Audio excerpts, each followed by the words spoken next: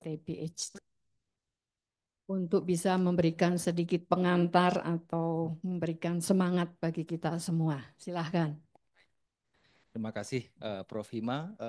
Good afternoon, selamat sore mahasiswa sekalian. And also Mr. Robert Jandekor. Hello, can you hear me? Halo? Yes, I can hear you loud and clear. Yeah, thank you very much for your participation in this occasion, Mr. Robert.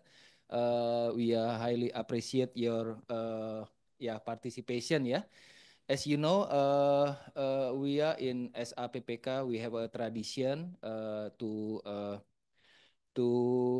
conduct a webinar that held by each of the research group in our school. Today is the second webinar of SAPPK that will be presented by architectural history, theory, and criticism research group. So we hope that this webinar can be a platform for discussion, especially today. Today topic is rather hot in Indonesia, in Bandung, because Bandung is one of the city in Indonesia that have a lot of what we call shared heritage from Dutch era, ya. Harapan kita juga mahasiswa, all of the students can have benefit of this discussion. And jangan malu-malu untuk bertanya ke Mr. Robert, misalnya ya, ke Pak Arif. Terima kasih Pak Arif sudah menjadi speaker, dan juga Ibu Bintan sudah ada ya. Mudah-mudahan mendengar suara saya. Ya, sudah Pak, aman. Terima kasih sudah berpartisipasi di acara webinar kedua ini. Mudah-mudahan topik ini menjadi topik yang banyak diskusinya, begitu ya. Jangan lupa bahwa apa yang kita lakukan di webinar ini tidak lain tidak bukan adalah untuk mengenalkan what is our research group study area, begitu ya, recent research and also study by each research group. So tanpa berpanjang-panjang, saya menyampaikan terima kasih terutama kepada kakak STKA yang sudah menyelenggarakan webinar yang kedua ini. Silakan bagi yang baru datang, silakan masuk. Selalu nantikan kita di SAPPK cukup banyak punya relasi dengan mitra akademik ya. Minggu depan di hari Senin kalau tidak salah kita ada kuliah tamu guest lecture from our friends, I think from Dutch. Yeah, the open lectures in Department of Architecture. So terima kasih sekali lagi ke kakak STKA dan kita bisa mulai diskusi ini. Terima kasih Bu Hima, saya kembalikan ke Prof. Hima. Terima kasih Pak Dekan. So sebelumnya, so first of all, I like to introduce a little bit about our research group. So our research group is called as Architectural History, Theory, and Criticism in Architecture. Yeah? And areas of study, first is the historical, social, cultural, and theoretical perspective in architecture. Second topic is vernacular and local architecture and urbanism. The third one is Indonesian dwelling culture and urbanism. The fourth one is architecture and urbanism criticism. And the last one, we are dealing also with the documentation of ideas and works of Indonesian architects. So we have members of our group. So me, Hima Sarihanan, at the moment I'm heading the group. And then Mr. Arif Sarwowibowo, Mrs. Indah Widyastuti, Mrs. Christina Gantini, Mr. Bambang Setiabudi, Mrs. Feni Kurniati, Mrs. Yunita Dwi Adisaputri, and Fatma Disti. So each of us have special interest in certain topics, but all of us is covering the topic of historical, vernacular, dwelling culture, and the documentation of Indonesian architects, and also documentation of architectural heritage and urban heritage. So we are doing some research. So at the moment we are dealing with the research on spice route. So it is a long history of Indonesian.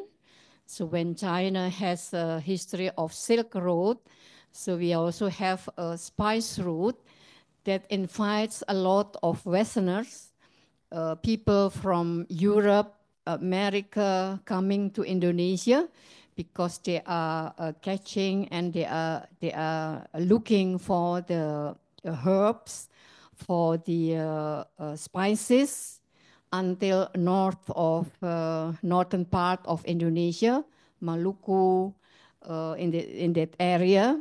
So that was a long history. So we are now doing in this research, calling for collaboration with other groups, for example, with the anthropologists, with the archaeologists, also with the sociologists, also with the trade history. So that will be very important for us because the Ministry of Culture has already planned for proposing how you say that, World Heritage for the spice route in Indonesia. So we are all preparing that we have a very precious historical artifact and historical evidence that we made an important impact or made an important event for the international trade since I think 17th century and so on. So the next slide, I think, is about the tata. So I have to read the tata tertib peserta webinar. So the rules for attending this seminar or this webinar. So pertama, peserta harus menggunakan akun Zoom berdasarkan nama asli sesuai dengan nama yang diajukan ke registrasi. Kemudian peserta diharapkan menjaga ketertiban dalam pelaksanaan acara webinar dan mematikan mikrofon kecuali dipersilahkan oleh moderator atau MC. Yang ketiga, peserta wajib memahami dan mematuhi tata cara mengajukan pertanyaan, yaitu peserta dapat mengajukan pertanyaan kepada narasumber setelah dipersilahkan oleh moderator melalui dua cara, yaitu raise hand atau fitur chat pada platform Zoom dan chat pada platform YouTube. Melalui fitur chat, peserta dapat menulis pertanyaannya secara langsung di kolom chat dengan format instansi asal peserta, narasumber yang dituju, pertanyaan peserta. Chat bisa ditulis langsung sebelum masuk sesi tanya jawab atau pada saat penyajian narasumber. Moderator akan memilih pertanyaan yang relevan dari kolom chat dan akan membacakannya kembali pada narasumber. Pada saat sesi diskusi melalui fitur raise hand, peserta dapat mengklik tombol raise hand dan bertanya secara langsung pada narasumber setelah namanya dipanggil dan dipersilahkan moderator untuk bertanya. Sesi diskusi hanya digunakan untuk pertanyaan substantif terkait tema webinar. Yang keempat, peserta dimohon mengisi daftar hadir yang disediakan oleh panitia. Dan yang kelima, panitia penyelenggara berhak untuk mengeluarkan peserta yang tidak mengikuti tata tertib. Ya, ini tata cara untuk kita menjalankan webinar. Kemudian selanjutnya kita akan, so we will introduce that we have 3 speakers today. The first one is Mr. Robert Jan de Kort. So he is an architect. He studied architecture at Delft University of Technology and ETH Zurich and has a hybrid practice of designing, writing, and teaching. So it will be interesting because the act of designing is combined with other discipline and other capabilities, which we will learn from him. And for over 15 years, he has been designing architectural projects, mainly transformation of protected buildings or new constructions in unique environments. Mr. Robert Jan de Kort writes stories that encourage readers to see things differently and evoke specific appreciation. He publishes his articles on architecture on platforms such as Archinet and Versbeton. From 2016 to 2019, he was member of the editorial board of the Dutch Architectural Yearbook. In 2013, he founded the international lecture platform Talks About Architecture. He also been writing columns for the Architect since 2023. And Mr. Robert Jan is actively involved in architectural education at the Rotterdam Academy of Architecture, where his studio Typisch Wonen focuses on housing typology. So we will learn a lot from Mr. Robert Jan de Kort. And the second speaker is Mr. Arif Sarwowibowo. He is associate professor at the School of Architecture, Planning and Policy Development, ITB.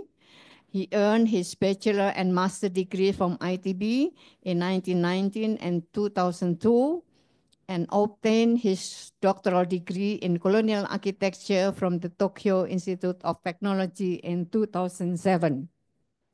His research interest is in traditional architecture, colonial architecture, architecture documentation, and heritage conservation. And he is a member of the Bandung Heritage Society. So Mr. Arif, known very well about our city, about the artifacts of architecture in Bandung, especially as it's also already mentioned by the Dean, that Bandung is well known for the remnants of colonial architecture.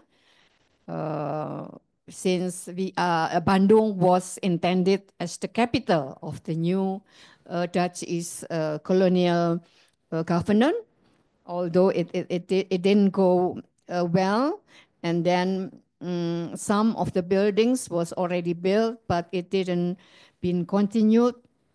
But we still have other buildings which is designed also by Dutch architect. For example, Schumacher had made also a lot of buildings in Bandung.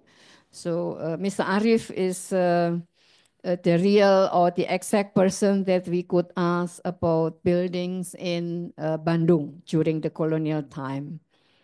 And the third speaker is Bintan Haya. So Bintan has earned her bachelor and master degree from ITB in 2023, specializing in the architectural history, theory, and criticism. During her studies in Bandung, she was actively involved in the city's heritage preservation community and participated in various research and academic projects from 2021 to 2024.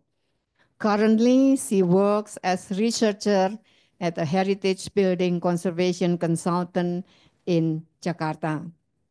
So welcome to Bandung, Bintan.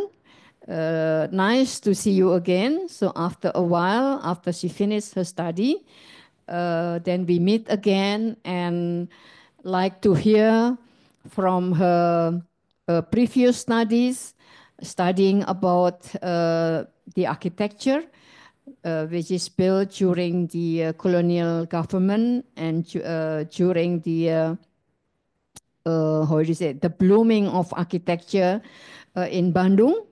So we could also learn from her how she scrutinized the architecture and what we can learn from that. So those are the speakers.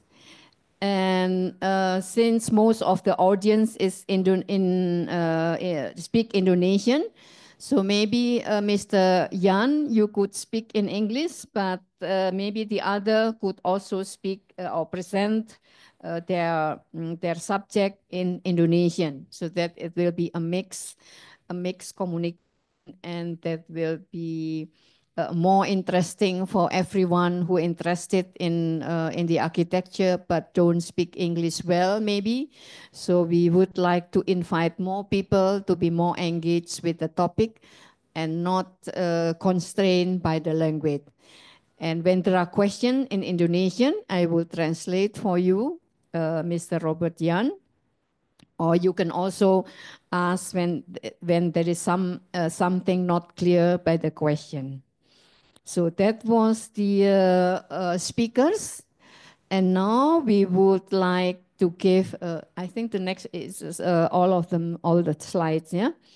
And we would like to invite Mr. Robert Jan de Kort to start the speech or to tell something about the subject he's interested in. Hello, yeah. Yeah, please, you have your time. We each speaker maybe have around 25 to 30 minutes for presenting of the subjects. And after all the speakers are presenting their subjects, that will be continued with a question and answer. So in all, we will have around 2 hours for our webinar. So have your time and enjoy your presentation. You have around 20 to 30 minutes. So please, Mr. Robert Jan. Do I have to share my screen to show the slides, or are they? Yeah, it's clear. We can see your slides. And I will just say next to and then you can. Okay. Because I'm not in control of the slides, so. Oh yeah. Okay, but I will. That's perfect. This is perfect. Leave it here. Good for me. Good morning for you. Good afternoon. I'm currently in Rotterdam, the Netherlands. Thank you very much for the invitation, Professor Hanan, Dean Indra Prasta, and Dr. Arif Sarwo Wibowo, who I met 2 weeks ago in Amsterdam, where I also gave this lecture. And thank you very much for the invitation. And it's so nice, so very nice that you organized this, and that technology allows me to be present in Bandung today. Here in Rotterdam, it's not so hot. It's at currently 10 degrees and raining. So okay, I will tell you the story what I call Gallery House. But first, I will make a short introduction of myself. Yeah, next. Yes, thank you for the introduction. As said, I'm an architect, a critic, and a teacher, and yeah, it has a lot to do with the fact that architecture is a sort of this fascinating domain where you could work on from all kinds of different roles. As an architect, you design buildings. As a critic, you can do research and write articles. As been said, the Architecture Yearbook, I've been part of the editorial board where we've been publishing let's say, the most interesting projects in the Netherlands for 3 years. And as a teacher, I'm teaching students in research and design projects at the TU Delft and the Rotterdam Academy of Architecture and Urban Design. And as a teacher, I work mostly on housing typology, which is one of my key interests. And if you look at these are some images of projects that I've designed together with my former partner, Sander van Schaik. And these images show a little bit about a topic which I've sort of fascinated about, and it has a lot to do with the sort of the transitional spaces, the transition between the outside and the inside. And it's really because I think that architecture can be a really interesting space to relate to the outside world and vice versa. And architecture has a role in shelter, in providing shelter, but also providing a way to make this sort of a nice transition between the public exterior and the very private interior. And these are some examples of a public building and some residential projects where you could see really sort of playing with sort of this boundary and making sort of interior spaces part of the exterior and vice versa. Yeah, next. And I also, as a critic, sometimes you stumble upon subjects which are really sort of they stick with you, and it happened with the gallery house typology, and that's the most common housing type in the former Dutch East Indies. And if you talk about gallery in relation to house, in the Netherlands, we immediately think about a gallery flat. And that's a housing typology which you can see here, which is sort of originated in the 1930s. And it is these stacked houses where every house can be reached by a gallery. And a gallery is this open air corridor which leads up all the way to the front door of an apartment. And on the right, you see a sketch that I made of a memory that I have as a little kid, because my grandparents lived in one of those gallery flats in Utrecht. And every time we would visit, I would take the elevator up to the 6th floor, step out the elevator onto this gallery, and then in the distance, my grandfather would be there to welcome us, and we would approach him. I was looking out. Mostly these galleries are on the rear end of this building, so you were looking out on garages and city. And but for me, it was nothing more than a sort of an open air corridor, and but my grandfather was always there to welcome us. And I never realized until some years ago that welcoming guests on the gallery for my grandparents must have had also had a different meaning, because before they lived in Utrecht, they lived in the Dutch East Indies. Next. So my family lived for about 4 generations on Java, mostly. My father was born in Jember, and he lived also in Bandung and Surabaya. And here you can see, of course, the fact that the Netherlands and Indonesia are very wide, very wide apart on the world map. But as we all know, the Dutch, and it was mentioned before in this spice route that you are researching, since the 17th century, the Dutch have been present in the archipelago for the trade of spices in the beginning, and then later on they started colonizing these islands, colonizing and ruling over them until at some point. It was actually part of the Kingdom of the Netherlands, of course, officially until 1949, where Indonesia became an independent republic. And until some years ago, I started reading more about it and getting more interested in this colonial era, because, of course, I heard stories of my father and my grandparents, but I never really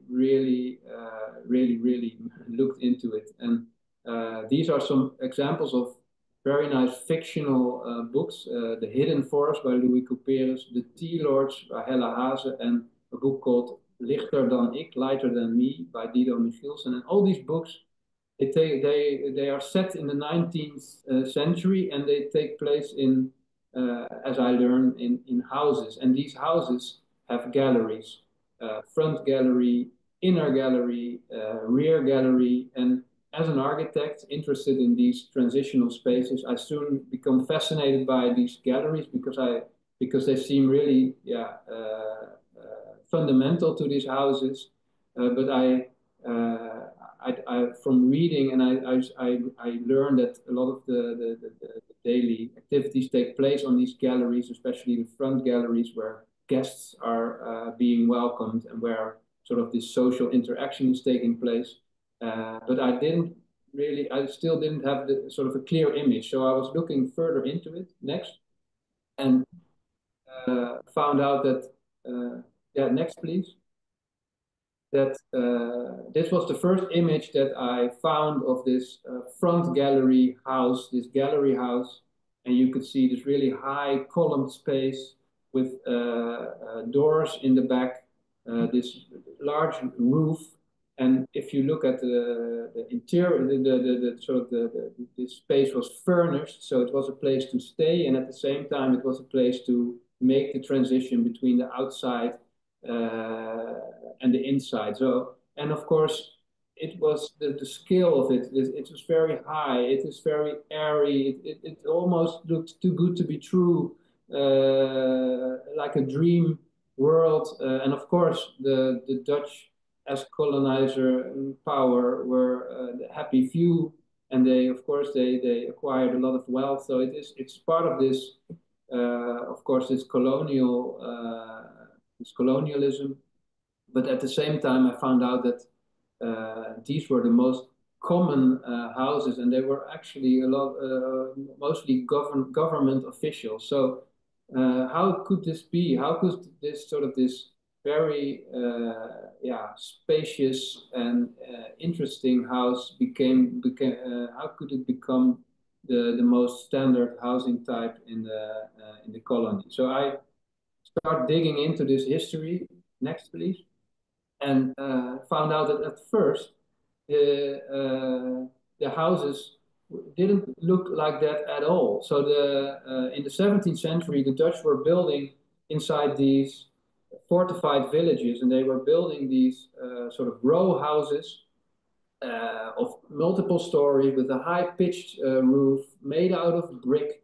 And actually, these houses were not suitable for the tropical climate at all. They were sort of copied versions of Dutch row houses, but in the tropical climate, these houses were terrible. They were actually killing the inhabitants of these houses. And at some point, I read that more Dutch people died because of these houses than because of violent encounters with indigenous Indonesian people. So that was really a problem, and it had a lot to do with the fact that they were made out of brick, which was sort of takes up a lot of moisture. You have a lot of facade where the sun was shining onto, which made these spaces very hot. There were not so much measures taken for natural ventilation, etc. So that was all not working very well. And at some point, when the Dutch required more wealth and more power, they started building these country estates outside of these fortified sort of inward villages. And that was actually the first time that they started relating their buildings to the landscape and making these houses sort of to enjoy the beautiful landscape, especially on Java. And this is an early example of the Reinier de Klerk house, the current National Archive building. And it still looked very similar to these row houses. But in sort of going outward and sort of looking outward, next please, they also looked to the Dutch also, of course, looked and experienced traditional architecture and or traditional building types. And I think a very important building type was the pendopo, which was sort of this open air pavilion. And this way of building, it dates back centuries in Javanese building culture. And this is a frieze on the right of which has been found on Central Java from the 9th century BC, where already some structure like this with this roof is visible, is present. And this pavilion was used for ceremonies, for inviting guests, of course, from noble people or royal families. And so the Dutch, because since they were dealing with the nobles and the royals, must have also been welcomed on this pendopo and then experienced what sort of this what the climate was in this open air pavilion. Next, please. And I made a drawing of how this, of course, this roof deals with the elements of tropical climate, and it provided shade from the sun, shelter from the rain, and because it's an open structure, the wind can blow right through. The air could rise underneath this steep pitch and exit again through ventilation openings in the roof. And I think this principle must have really attracted, this pragmatic must have really attracted the Dutch because at that time the people who were responsible for building houses were not architects, they were more engineers of the military or civil servants who were just sort of really looking for a pragmatic way of dealing with this climate. So I think these principles must have were really influential. And yeah, next please. You can see it in the transition between the 18th century and the 19th century, that the Dutch starting to add roofs to their existing country houses to create also these covered sort of semi-outdoor, semi-indoor spaces. So at first they add roofs all the way up to the point that they sort of integrate all these elements of this pendopo and adapt and integrate it into a house. And you can see on the right, the house Citrap was near Batavia, near Jakarta, and there are no more stories. It has one big roof with columns, and it is open. And the funny thing is that you can see that they to make it look European, it is white, and they covered these columns and made them sort of classical columns. So it looks a little bit like let's say a temple, a Greek temple. But in fact, it is very locally informed architecture, and I think part of the sort of the vernacular culture. Next, and so this example of the house Citrap also shows the new plan of this house, which is also quite ideal for letting the wind blow through. And this plan is this sort of the three important spaces: the front gallery, the inner gallery, and the rear gallery, or hall in this house. And then it's like this sort of this hollow backbone, as I call it. And then it has sort of more private rooms on each side. But as you can see, cross ventilation is possible in every single room. And I think this plan is sort of a fundamental for sort of the later building of houses within urban and more suburban area, because this was still happening in the country states, and now these principles find their way back into sort of more dense areas. Next. And there again, I think the Dutch really looked very well at the way the Javanese nobles built their houses. So this is a drawing of the let's say, the typical elements of a Japanese noble house, with this pendopo, which is open, and on the front, the pringetan, which is sort of this intermediate space, which is still open, but it was also used for very specific activities with guests. And then the dalem, which was sort of introverted and private and closed in the back. And at some point, you have this very clear threshold between this open public side and this more closed private side. And behind this threshold, on the border of the site, you would have additional functions like kitchen, servants' quarters, guest quarters, stables, and so on. And next, please. The Dutch adopted this. They did and as a typology, the gallery house has these elements. So the same way of organizing the plot, with at some point a threshold between the open public side and the closed private side, with additional functions bordering side. So the rear, there's like a court, and then you would have this gallery, this three rooms: the front gallery, which is open, semi-public, used for receiving guests; inner gallery, which is intermediate, can have different functions; and then the rear gallery, which was very private, but opposed to the Japanese noble house, the rear gallery, the most private gallery, was still open. It was open towards the court. As you can see in the next image, which is a section of this type. Next, please.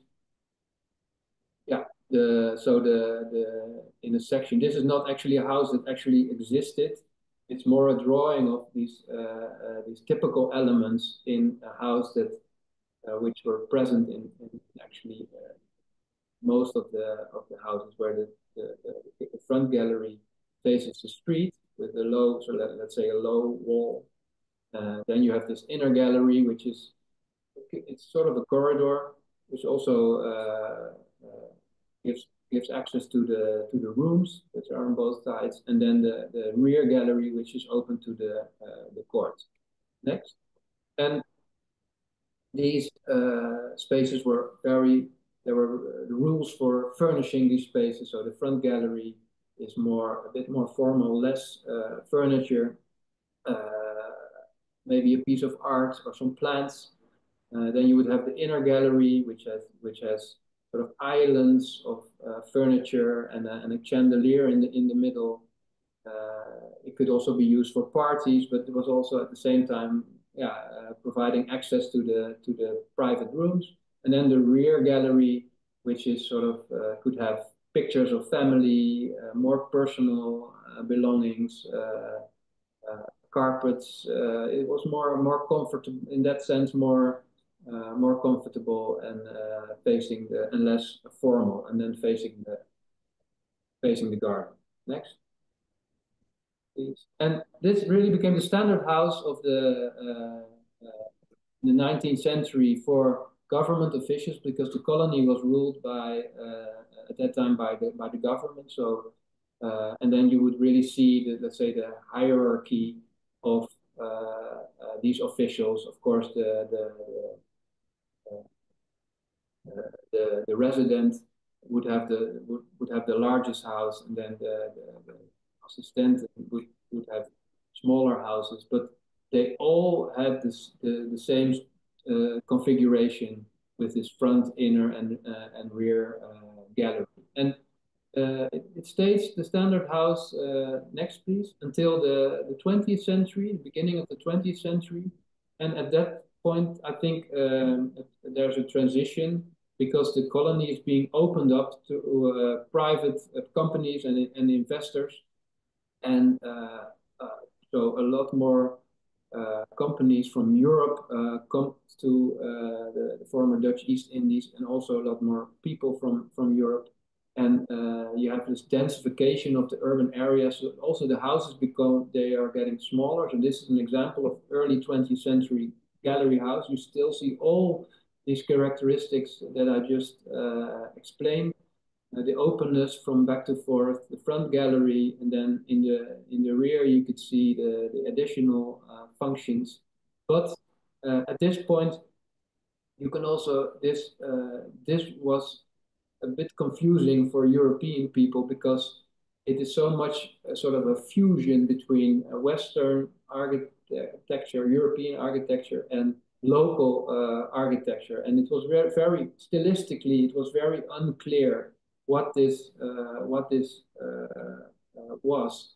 And since there were also more architects coming into the colony, they were regarding this as bad architecture, actually. And what you can see in this, sort of a transformation begins again. Next slide, please. Where, no, one back, sorry. Yeah. Where they start making these houses look more European. And then you can see this is a funny image that I found of these houses where they add a tower, or they add like a sort of they use sort of European roof shapes. But if you look at the other hand, if you look very carefully, all these houses still have galleries.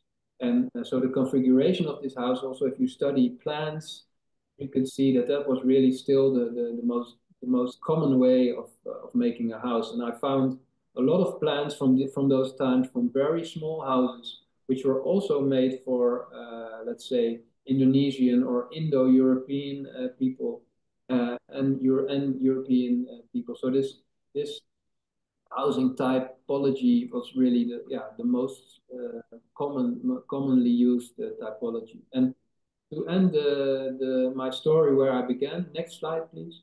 That's the house where my grandparents lived until 1957 in Surabaya. And I think it's still very much this fusion type of house. But of course, obviously, it doesn't have a front gallery anymore. It has a terrace, which was called platje in the front. But if you look very carefully, you could also see that this house doesn't have a front door. It has sort of these two wide openings which you can open. In one of them, there's my grandmother on the picture, and so still this front side of the house, the yard and the terrace, they function as this transition between the street, the public space of the street, and the private space of the house. And behind the door there was they called it the living room, but it was the inner gallery. And then on the picture on the right, you see the rear gallery, which was still very large, very nice, shaded place where they would relax and have their meals. And then on the side, you could see additional functions and looking over the garden. And this was let's say, the gallery that my grandparents left behind, and they traded it for the gallery which I showed you in the beginning in Utrecht, which was of course the dominant typology in the Netherlands. And the Dutch left behind these gallery houses, and in a certain way they forgot about them. They forgot about this history, and at that point it was heritage for let's say, from the colonial era in Indonesia, and of course these houses were then of course being lived in and used throughout. And next, please. And so they are still present today, a lot of these houses in Indonesia, and that for me, I really want to study it more, shed light on the remains of this and the value of this heritage. And these are some pictures of the village of Koto Gadang in West Sumatra, where I will be traveling to in August to carry out research together with experts from the field, among which Hasti Tarikat, who is present today at this webinar in the room. Hi, Hasti. And so these are some images of these houses, which I very much looking forward to investigate. And to wrap up to end my story, why do I think that this is relevant to look at these houses? Next slide, please. And so my last slide. I really think that we have this responsibility to look for alternatives for air conditioning, and the way that these houses deal with climate is sort of this low-tech way, a bit old-fashioned, but it has relevance in this looking for alternatives for air conditioning, because air conditioning consumes so much electricity, and so continuing with air conditioning is not a sustainable way of building, and we could use this electricity for other fields where it is better suited, industry, vehicles, and so on, but not in our buildings. And I learned, Arif Sarbawibo told me that, of course, also Indonesian cities are heating up because of the amounts of heat that is being produced by air conditioning. So they make sort of a really small space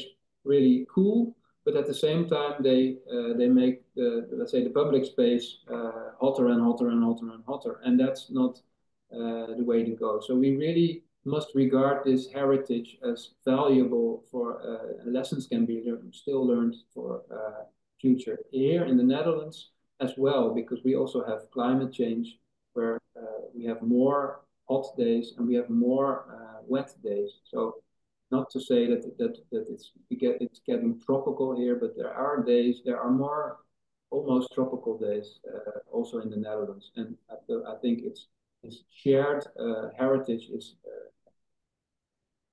can help us, can show us a way to the future. And last thing, spatially, I'm really interested in this sort of having this social space, or having this openness in houses where you can make this transition between public and private. And here's an image in the Netherlands. We have front yards as well, of course, our houses. And when the spring sun arrives, people come out their houses and sit in their front yard, and then they enjoy it to speak to their neighbors or to see who's passing by on the sidewalk. But as you can see on the image above, these houses are not really suited to sort of provide a nice environment in this front yard. And in the image below, you can see that people are putting up tents and roofs, and really similar in the way that my ancestors were adapting their houses in the 18th century by adding roofs to them. So I think maybe we can start there, looking at our existing housing stock and trying to make transformations to make them more suitable for changing climate, and providing nicer environment to have this social space in front of your house. So I will end my presentation there, and I'm very curious to learn more about the point of view from Indonesian experts, and I'm very much looking forward to travel to Indonesia to do more research on this topic. Thank you very much. Okay, thank you, Mr. Robert Jan. It was very interesting because you mentioned about the country house who is changing or transforming to an urban house, and from the Indonesian tropical houses influence the use of this intermediate space, or giving some more ideas about the public-private spaces, how to be handled in the European context even. So it is quite interesting subject. So we will continue first to the second speaker before we will discuss all of the topics which is presented today. So I will give the time to Pak Arif. So you have about, yes, 25 or at the most 30 minutes for the presentation.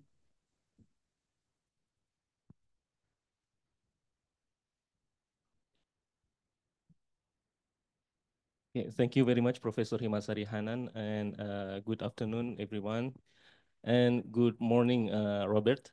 How are you? Okay, okay, I try to present my presentation in English, so Robert can follow the presentation as well.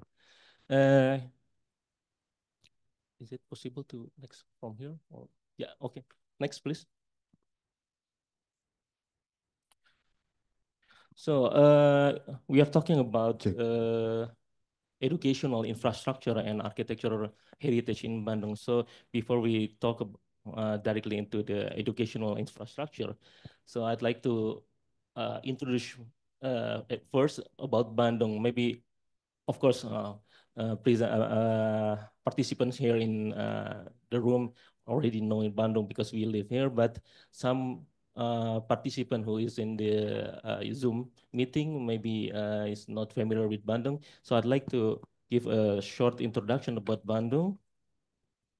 So during the early history and pre-colonial period before European arrival, Bandung area was inhabited by Sundanese people who live in a small settlement. It's previous slide, please. Okay, thank you.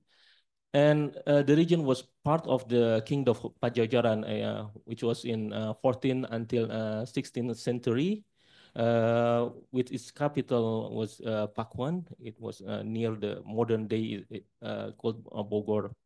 And I think after the fall of Pajajaran to the Banten Sultanate and the Mataram Sultanate, the area became the agricultural hinterland. Next, please. And during the Dutch colonial period, which was formally around 1800 until 1942, Bandung was officially founded on September 25, 1810. And the Governor General at the time was Herman Willem Dendels, which he moved the regional capital from Dayakolot to its current location. And then also the Dutch showed that potential in Bandung as administrative and agricultural center. And in late 19th century, early 20th century, Bandung grew rapidly, especially because of the Dutch investment in the agriculture, such as tea, coffee, and quinine.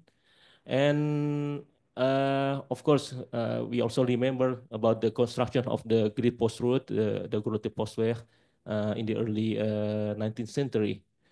And also the construction of the railway and in around 1884, which connect between Bandung and Batavia, and which also boasts the migration between those cities. And in 1906, Bandung was granted municipal status, gemeente, and also the Dutch envisioned it as a Paris van Java, yeah, and due to its European style architectural and cool climate. Next, please. And we also remember, yeah, if we talk about Bandung, of course, we also talk about the Art Deco and the architectural boom during that period in 1920s until 1930s. And during that period of time, Bandung became a hub for architecture, especially Art Deco architecture, and also thanks to the prominence of the Dutch architects such as Albers and Schumacher, and landmarks such as Gedung Merdeka, Villa Isola, and Prianggar Hotel also were built during that period, reflecting Bandung reputation as an elite resort city. And a notable event was also happened in 1920s while Professor Imasari already mentioned in the introduction during this webinar, but the Dutch East Indies plan to move the capital from Batavia to Bandung at the time.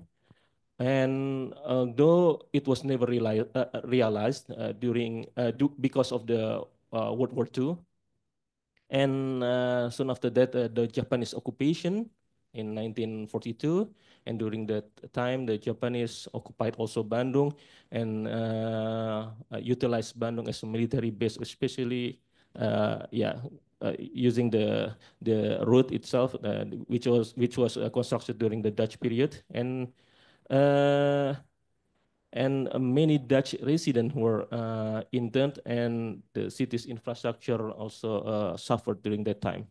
Next. Yeah. Uh, yeah. After that, after the Japanese occupation, the independence and the event of the Bandung Sea of Fire in 1946. Yeah. And then following the proclamation of independence, and Bandung became the battleground between the Indonesian nationalists and the Dutch force who came back to take once again the territory. And the event of Bandung Lautan Api, the Bandung Sea of Fire in March 1946, and which was also the one of the most important event in Bandung. And the other event is in 1955, the ASEAN African Conference, one of Bandung's most significant historical moment. Yeah. And it was held in Gedung Merdeka, and was organized also by Indonesian first president Sukarno, and also the conference brought together 29 newly independent ASEAN and African countries to promote solidarity against colonialism. That was the a key role of the formation of non-aligned movement. So, if we see the history of Bandung, so Bandung itself have a very important position, whether it is during the Dutch in this period until the time of after the Independence Day of Indonesia. Next, please. So until also now during the modern era, Bandung was also grow as an industrial and educational hub. With the expansion of our university here in ITB and some other universities in Bandung, and Bandung also became a center for creativity, fashion, and technology. Well, in 2015, Bandung was also named by UNESCO as a creative city, and highlighting its role in urban innovation. And of course, today Bandung remains a vibrant city known as historical sites, educational institution, and creative economy, and as a key player, of course, in Indonesian urban development. Next.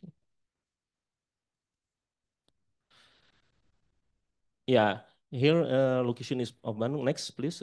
So we just want to zoom in Bandung. So the red line was the Kuto Poswe, and then while the blue line is the railway line. Yeah. Next, please. So if we superimpose that the infrastructure made by Dutch colonial during the Dutch colonial, and the size of Bandung currently. So here's the comparison, and then please next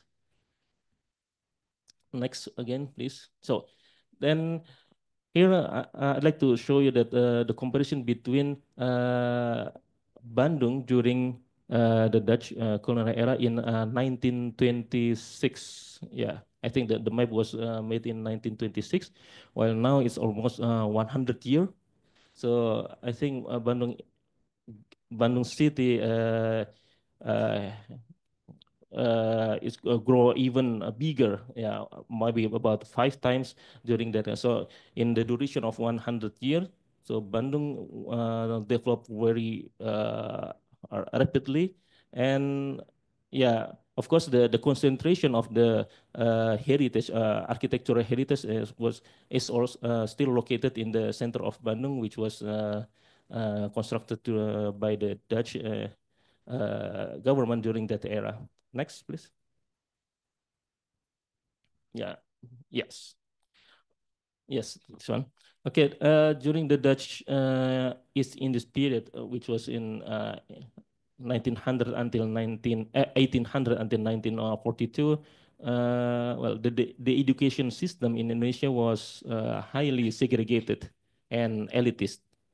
Uh, well, the educational system during the time designed primarily to serve Dutch interests. So education was largely inaccessible for the local people, indigenous Indonesian people, except for only small, we can say, elite group. So it's the overview that the Dutch established school mainly for European children, yeah, including Dutch, Indo-European, and a few elite indigenous children. And these schools follow the, of course, Dutch curriculum, and higher education was limited. But some European could continue their study maybe in Batavia, Jakarta, and Surabaya, and even to Netherlands. And initially, the education for Indonesian, I mean the local people, was non-existent except for some who still perform the Islamic pesantrens, Islamic boarding school, traditional one, and also students learn religious studies and Arabic and Javanese literacy. And by the mid 19th century, the Dutch introduced limited education for local people to produce some low-ranking civil servant and clerks. So that's the purpose of the development of the schools for indigenous people. So, however, these schools had also Dutch language as a requirement, and making them also inaccessible for most Indonesian people because for their limitation of the knowledge in Dutch language. Next. And yeah, during the ethical policy in early 20th century marked the swift in Dutch colonial rule, and emphasize the education for Indonesian native people as part of the we can say moral responsibility, which is some key development that some Indonesians, especially from noble or wealthy families, were able to study abroad in the Netherlands through scholarship programs. Next. And by 1920s, 1930s, the Dutch also established universities, but actually those universities were primarily served for Europeans, such as, for example, here in the top of the picture is Stovia, a school for medical education, which was established in 1851. Trained Indonesian doctors and also European who live in Batavia and Java. And the other is the establishment of Technische Hogeschool te Bandung, which is now is ITB in 1920s. And also in Batavia, we know that they established Hogeschool in 1924. It is a law school, yeah, in Batavia, and the Dutch education system created an educated indigenous local people, elite, many of them who, and then in the future led Indonesian independence movement. And however, education remained elitist during that time, with most Indonesian receiving little to no schooling. So still, even though some local people have the opportunity to study in formal education provided by the Dutch, but of course, still many of Indonesian local people have no access to that kind of education.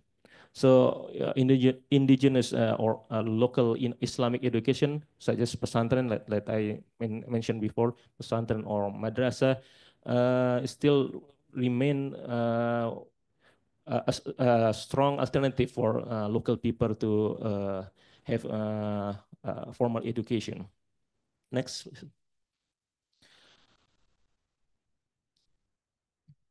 Okay, and then during the Dutch is in this period, Bandung became also an important center for education, especially for not only European but also for local people. For example, the establishment of schools where Dutch language primary schools for indigenous children from noble or wealthy families, which is called HIES, and of course Bandung have HIES and also preparing students to continue their study to MULO, meer Oud-Gebrig Lager, otherwise, which is the middle school, or enter the civil service. And many Indonesian nationalist figures that also attend that kind of education from in Holland's Indonesian school, HIS.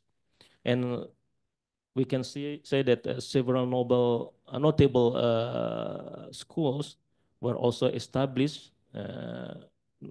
in several cities, but we know focusing in Bandung, and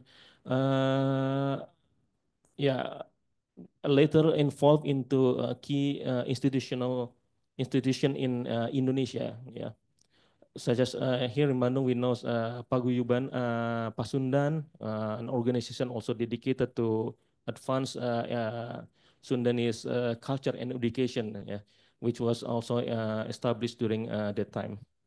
Next. And also, I forgot to mention that during the Dutch East Indies period, the HIS were established also in Bandung to provide preliminary education for Indonesian people, particularly for those from noble and prominent families. And yeah, here we have European Lager School, ELS, yeah. Actually, the location, the exact location of that school is, I haven't got specific, more detailed information, because actually the one that this material that I share with you all is still in the preliminary studies. So I actually with this webinar I like to share my interest in studying about the educational facilities. So I hope expert that can join this webinar can also give more information or more suggestion to these studies. So here, the ELS Bandung was an elite primary school, yeah, for European children, and the curriculum was also similar to those school in Netherlands at the time. And this school prepared students to continue their study to higher level, the secondary school, which was called Hogere Burger School, yeah, HBS, yeah. Well, as I mentioned before, according to some document, they mentioned that the ALS in Bandung was there are two identified located in Braga, and then the other one in Cikapundung. But according from some information, so the correct address is not obtained yet. Next. Okay. The other one is, of course, this building is quite famous in Bandung. Is one of the most prestigious school in Bandung, which is now known as SMA 3 and 5. Yeah, the Hochschule Burger School to Bandung was established in 1915, and uh, the the other interesting thing that the name of the street at that time is Billington Strat 8, yeah. And now the name of the street and the number of the building is still the same, yeah. Jalan Belitung nomor 8, yeah. And yeah, this institution was a 5-year secondary school offering advanced general education, well, primary to European and elite indigenous student during the colonial period. But now it's used as a high school, 3 years education after junior high school. So yeah, we can say that the educational program during the Dutch East Indies government during that time uh, is copying from what that is provided in Netherlands during that time. Then, and we can say that the curriculum I mean the school, I mean the secondary school in Netherlands even until now is still yeah, the same or similar with those in during that colonial time. While in Indonesia we changed quite a lot. We separate between junior high school and high school. And HBS Bandung was, yeah, as I said before, was a prestigious high school equivalent to modern high school, which is plus early college in total for 5 years education. And with a very few local people at the time was allowed to attend to the school, and some, yeah, for example, some Indonesian nationalists, the famous one like Sultan Syahrir was also studied in this school before. Next, please. Yeah, this was yeah, we yeah, a long time ago we attempt to document the building, yeah. We make a measurement and also yeah, some photographic documentation, and we try to remodel the building, and this the architectural design of the building reflects the colonial style, yeah, prevalent during the early 20th century.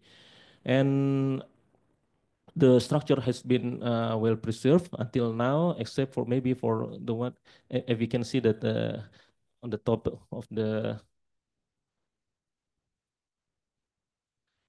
yeah, on the top of the roof, yeah, the tower, the mini tower of there is gone. So but overall, the building is still the same.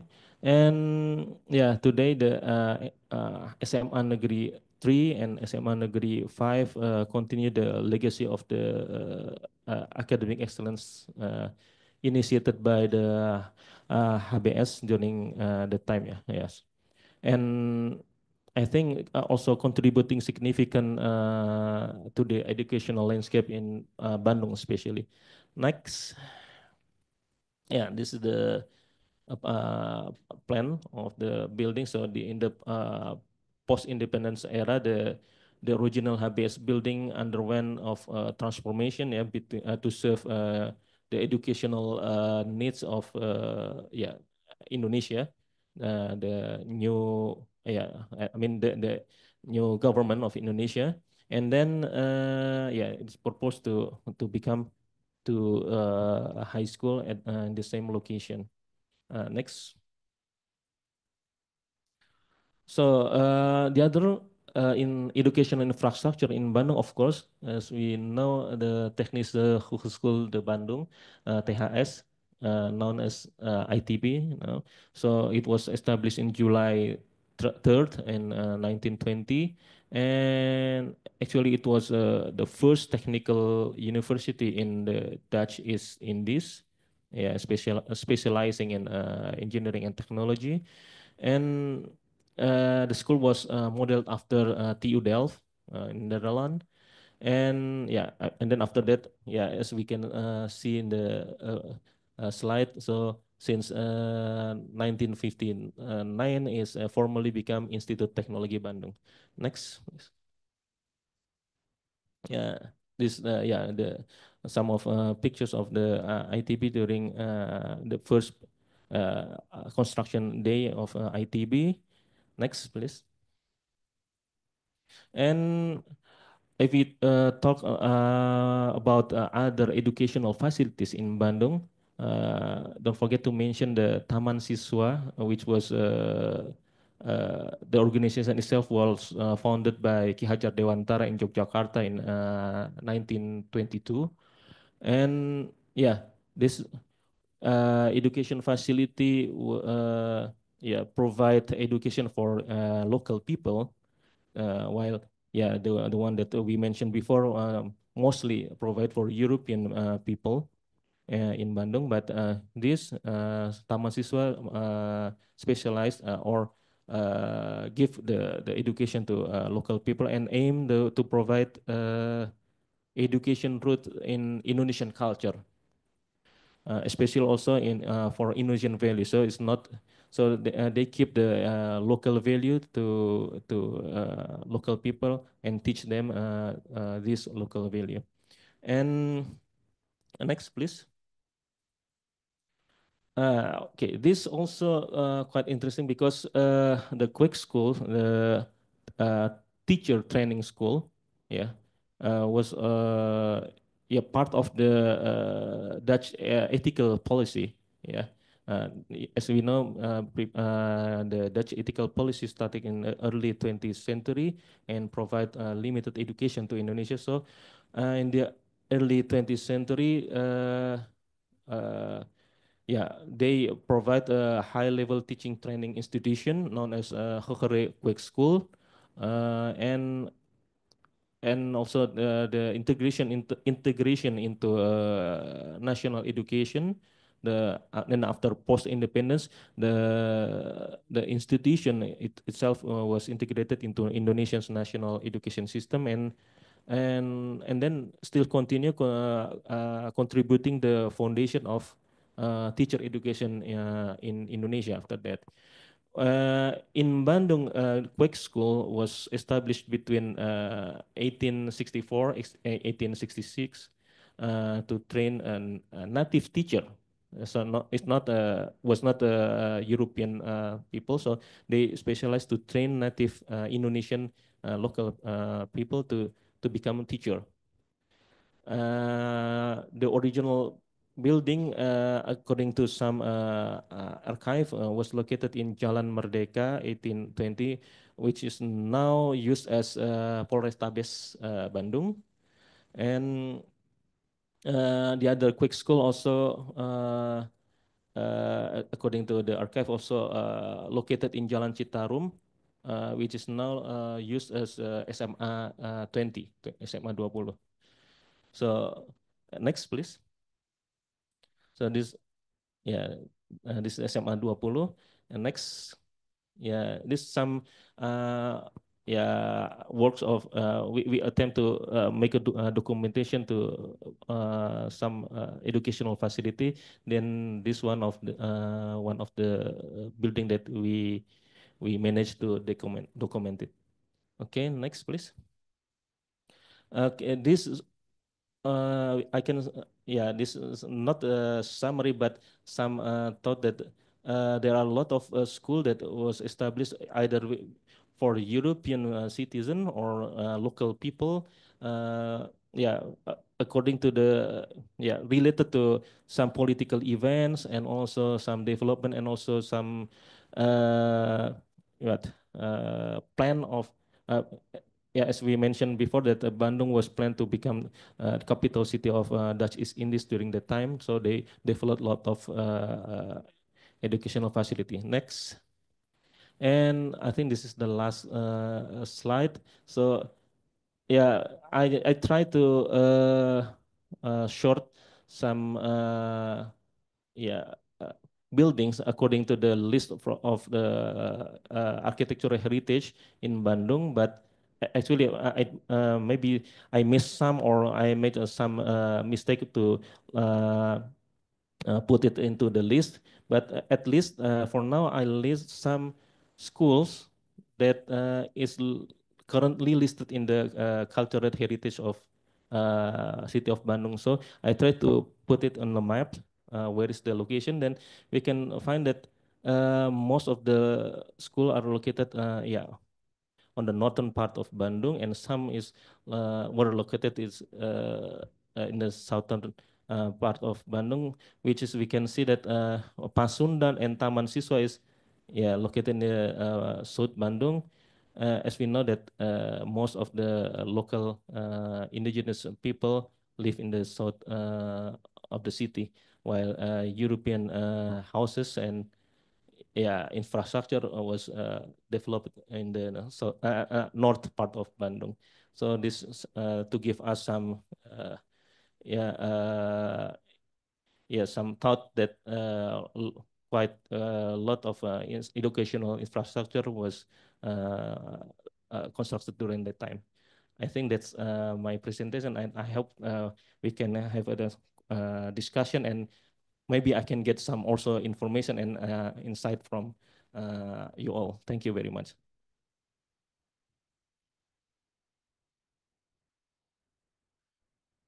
Thank you, Pak Arif. It is interesting because we never mentioned about buildings for education so far. So you have illustrated actually there are lots of school buildings which must be considered also as a heritage maybe for our city. So since the time is starting to tight, so both of the speaker has consumed 30 minutes for the presentation. Now we have the last presenter, which is Bintan Haya. So you have around 25 and 30 minutes to present your subjects. So hopefully we will be enlightened also with other issues of buildings in Bandung. So please, your time, Bintan. Okay, thank you. I'm sorry I'm using two devices for this presentation. Okay, good afternoon, everyone. My name is Bintan Haya, and I would like to share to you about Dutch Indies residential architecture. But I will share my presentation in Indonesia since most of the audience are Indonesian. But the description in my presentation slide are mostly written in English. So I hope it can help my English speaker friends to understand my presentation. Oke, baik. Jadi saya akan presentasikan mengenai arsitektur yang ada di perumahan di Jalan Marta Dinata, Bandung, yang dulunya itu disebut sebagai Jalan Riau. Sebentar. Kenapa saya memilih Jalan Riau sebagai topik penelitian saya? Jadi Jalan Riau ini dulunya itu merupakan bagian dari sebuah kompleks perumahan yang dibangun oleh pemerintah Belanda untuk mengakomodasi kebutuhan hunian bagi penduduk Eropa di Kota Bandung. Seperti yang sudah disampaikan sebelumnya oleh presentasinya Pak Arif, bahwa Bandung itu memang disiapkan untuk menjadi ibu kota Hindia Belanda pada saat itu. Jadi sekarang kawasan ini atau Jalan Marta Dinata itu dalam RDTR Kota Bandung yang dimuat dalam Perda, dia itu mengandung dua peran, yaitu yang pertama sebagai SWK Cibenying, yaitu kawasan perlindungan bangunan heritage, dengan fungsi kawasan sebagai Travelopolis, yaitu adalah kawasan yang berfokus pada pariwisata dan juga pusat kuliner. Dan yang kedua, dia itu juga sebagai kawasan pusat perdagangan dan jasa. Jadi dari sini dapat kita lihat bahwa ada pergeseran fungsi kawasan dari yang sebelumnya dirancang menjadi kawasan perumahan, sekarang berubah fungsi menjadi mostly kawasan pusat perdagangan dan jasa. Dan jalan ini merupakan jalan yang istimewa karena berada berdekatan dengan jalan pos. Nah, berikut adalah beberapa dokumentasi yang menunjukkan hunian di kawasan Jalan Riau pada masa itu. Rumah-rumahnya kurang lebih tampak seperti ini. Dan yang sekarang masih dapat kita jumpai cukup banyak hunian peninggalan pada masa itu. Namun sekarang sebagian besar telah berubah fungsi menjadi ada yang menjadi restoran, ada yang menjadi pusat pendidikan, ada juga yang menjadi pusat komersial, misalkan factory outlet.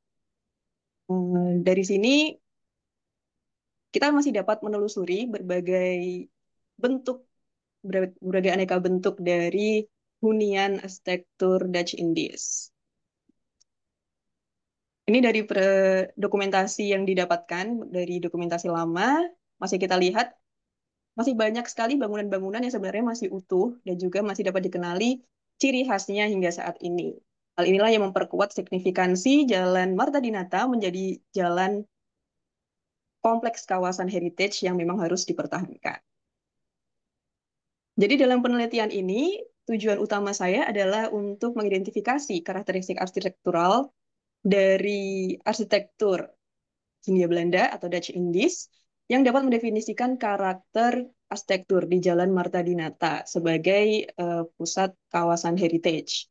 Metode yang saya lakukan adalah dengan membuat tools yang didasarkan pada asesmen yang dikeluarkan oleh Badan Regulasi skala internasional, nasional, regional, dan juga beberapa penelitian yang sebelumnya telah berjalan.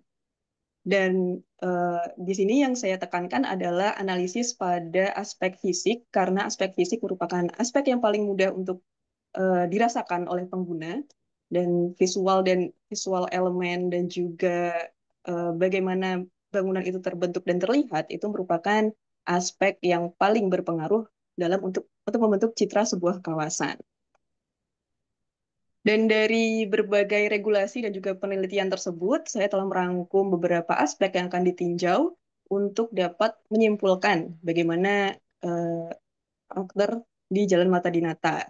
Kategorinya terbagi atas dua skala, yaitu skala kawasan yang akan mengasesmen skyline dan juga streetscape, serta tinjauan pada skala bangunan yang akan mengakses pada aspek massa dan juga fasad. Nah, untuk mempermudah dalam proses asesmen, saya membagi Jalan Marta Dinata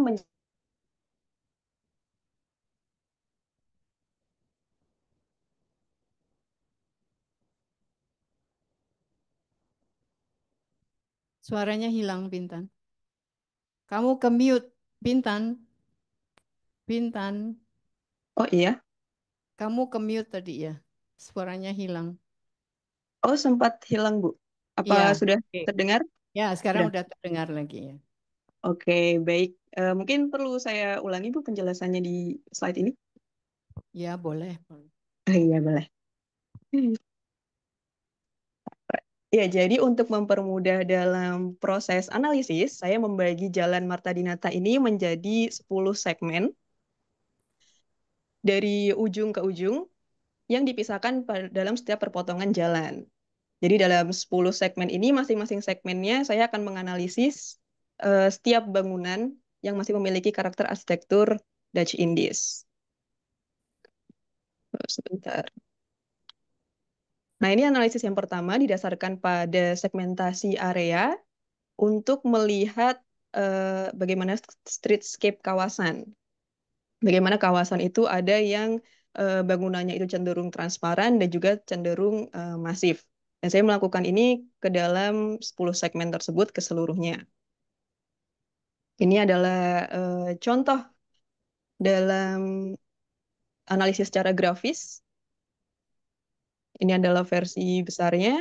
Jadi dalam satu jalan itu tidak semuanya adalah bangunan heritage ya. Jadi di sini saya bedakan juga yang bangunan heritage yang memiliki karakteristik Dutch Indies saya tandai dengan warna biru. Dan yang biru muda dan juga orange menunjukkan bahasa atau enclosure dari bangunan, apakah dia itu transparan atau masif. Nah, dari skala tersebut, skala yang cukup besar, kita kembali menganalisis dalam skala yang lebih kecil, yaitu sekarang per bangunan. Dalam tiap segmen itu saya menganalisis ada 64 total bangunan yang masih memiliki karakteristik arsitektur Dutch Indies dari segmen 1 hingga ke segmen 10. Menariknya, tidak semua bangunan yang memiliki karakter tersebut itu sudah tercatat dalam Perda Bandung nomor 7 tahun 2018 mengenai cagar budaya. Jadi belum semua bangunan ini dilindungi oleh regulasi cagar budaya. Dan saya tandai dengan warna ungu. Sebenarnya di Bandung ini sudah ada ya perdanya di perda tersebut dan sudah ada 1.770 bangunan cagar budaya. Namun sayangnya masih ada juga ternyata beberapa bangunan yang memang belum sempat masuk ke dalam list tersebut. Nah, ini adalah contohnya yang saya lakukan pada segmen 10. Ini adalah segmen paling ujung yang berbatasan dengan Jalan Laswi. Jadi kurang lebih seperti ini. Berikutnya dari setiap segmen tersebut, setiap bangunan yang didapatkan, saya kembali menganalisis per bangunan, setiap elemen arsitekturnya seperti apa. Dan yang pertama dilakukan adalah mengidentifikasi fisikal elemen. Lalu yang kedua, membuat deskripsi kolektif atas elemen fisik yang telah saya identifikasi sebelumnya. Jadi pendataan ini mencakup elemen fasad, posisi bangunan, bentuk massa atap, jumlah lantai, dan juga tipe atap, lalu bagaimana bahasa yang ditampilkan dalam fasad bangunan. Kemudian tidak hanya itu, saya juga melakukan analisis secara kronologis mengenai bangunan-bangunan yang mengalami perubahan. Jadi ada memang cukup banyak sekali bangunan yang seharusnya dia dipertahankan arsitekturnya, tapi makin lama makin berubah sesuai dengan mengikuti kebutuhan pengguna. Ada juga bangunan yang totally hilang atau demolish, dan juga saya juga membuat deskripsi mengenai komparasi bagaimana bangunan yang telah didemolish dengan bangunan yang sekarang sudah kembali dibangun. Nah, jadi dari beragam analisis tersebut, dari 64 totalnya yang saya buat, 64 bangunan dalam 10 segmen, saya membuat mencoba menghubungkan dan juga menyimpulkan tentang garis besar bagaimana identitas dan juga ciri khas arsitektur di Jalan Mata Dinata itu.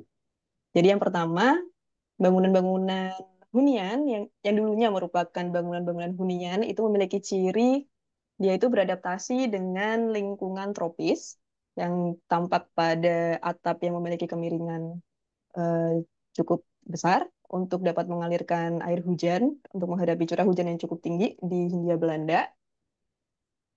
Lalu juga bahasa dari bangunan itu sebagian besar mostly ditunjukkan melalui masa bangunan dan juga bentuk atap.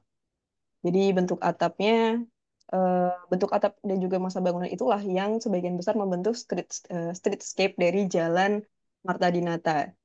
Jadi di disitulah bagaimana ciri khas kawasan di Jalan Mata Dinata itu memiliki identitas sebagai area heritage.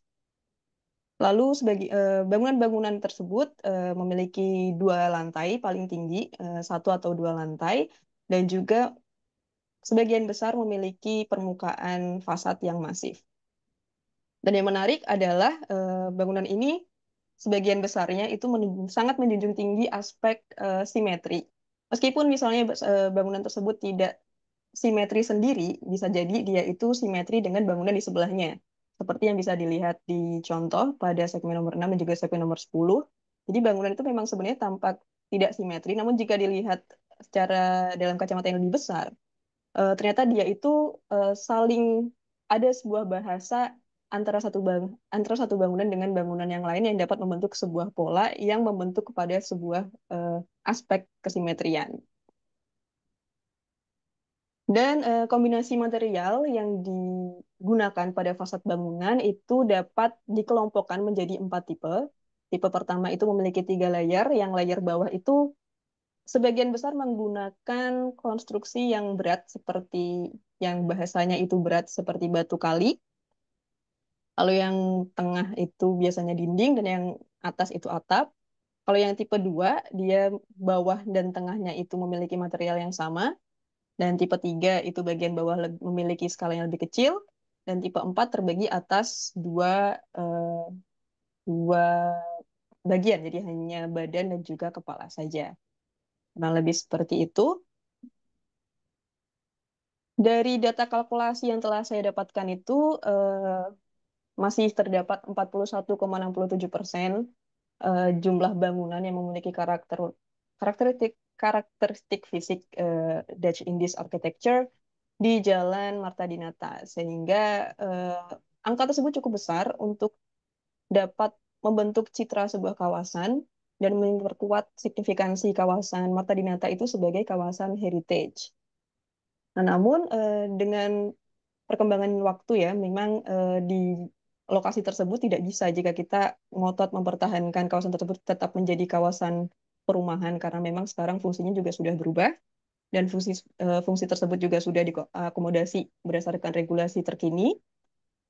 Sehingga yang bisa dilakukan sekarang adalah dengan membuat citra dan juga pedoman bagaimana kita memanfaatkan apa yang tersisa dari bangunan-bangunan tersebut, arsitekturnya itu bagaimana kita menjaga, dan juga apabila perlu dilakukan perubahan harus tetap mengacu kepada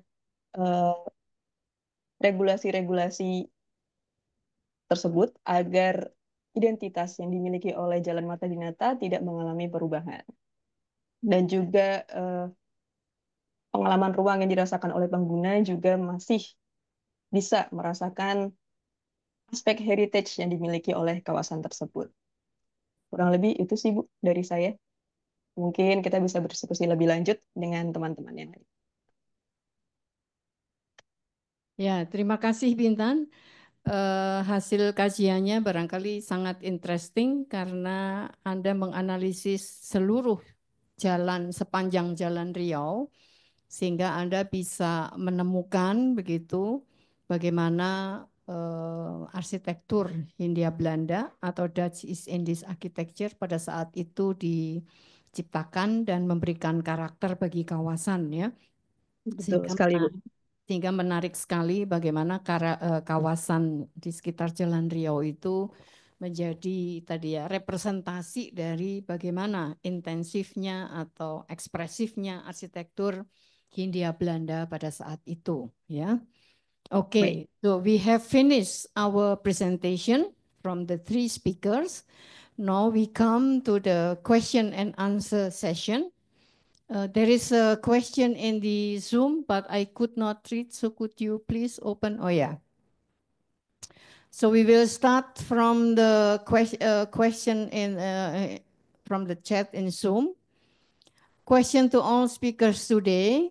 With its well-known advantages, where buildings with Dutch East Indies architecture or Dutch colonial era are more durable and can function for hundreds of years, such as those in my area of Malang, East Java, what are the challenges and obstacles in maintaining existing buildings, and can they be applied in the context of modern architecture? Thank you. So I will give the opportunity first to Mr. Robert Jan for answering the question, and then will be continued by Pak Arif, and then Bintan could also contribute to give some answer. So please, Mr. Robert Jan. Hi. Yeah, that's an interesting question. Also a very big question, I think. And of course, I'm convinced that there are a lot of lessons to be learned in looking at the way these historical houses deal with climate, and they are sort of they are climate machines in themselves, and and it depends on certain elements. So the roof, which is also, of course, mentioned in the presentation of Miss Bintan Haya, the roof, and of course the which needs to be a little bit overhanging. Openness, the use of grating and hatches, so the way a house can be opened to let the air in. And another element which was mentioned by Bintan Haya is the configuration of the plot. So the house is sort of freestanding on the plot with trees, and it ensures the house also to be shaded and cooled in a natural way. So and if you translate these things to today, I think there's a lot of pressure, of course, because you need space. You need to have space, enough space to insert housing, but also have greenery, also have these elements. You have to make more building sometimes to achieve these goals, and I think that's. And another aspect is you need fresh air in cities, and I think a lot of cities can become very unhealthy, and it also has to do with a lot of cars. And I think in the sort of the electrifying of cars, cities can become again more, the air quality can become better, and then you can open up houses to the environment again. And then in the end, to wrap up my answer, maybe it's the starting point for discussion. It's of course also a social.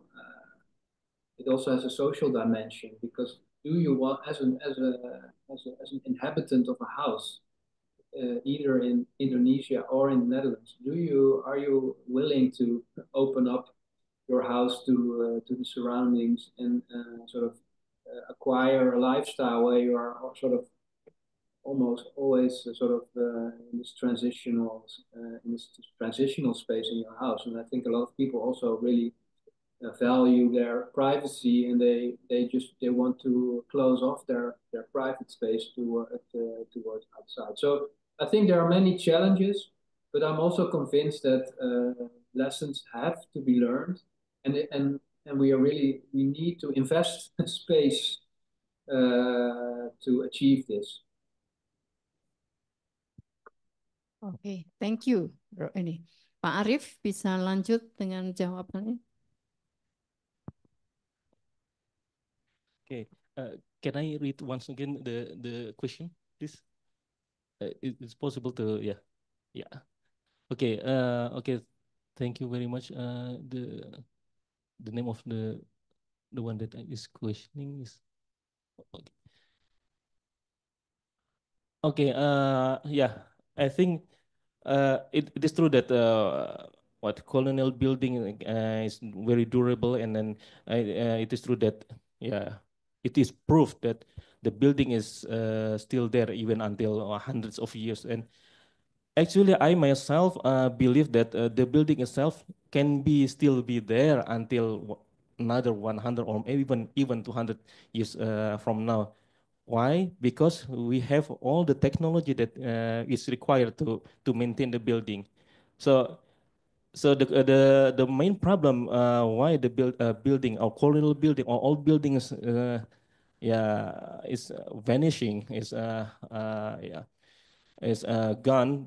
It is not because of we are lacking of technology, I think, because as we know, many paint companies already provide paint that is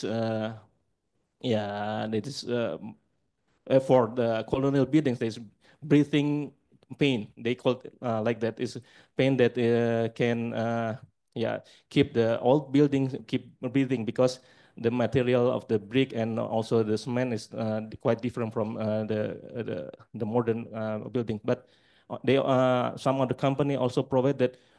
Yeah, okay, this technology can maintain or can reinforce the old building. So all the technology is already there, but I think the main problem is, yeah, as I said before, not the technology, not the, I think not also the money, but the willingness of the people that want to maintain the building, whether it is they want to keep the building or not.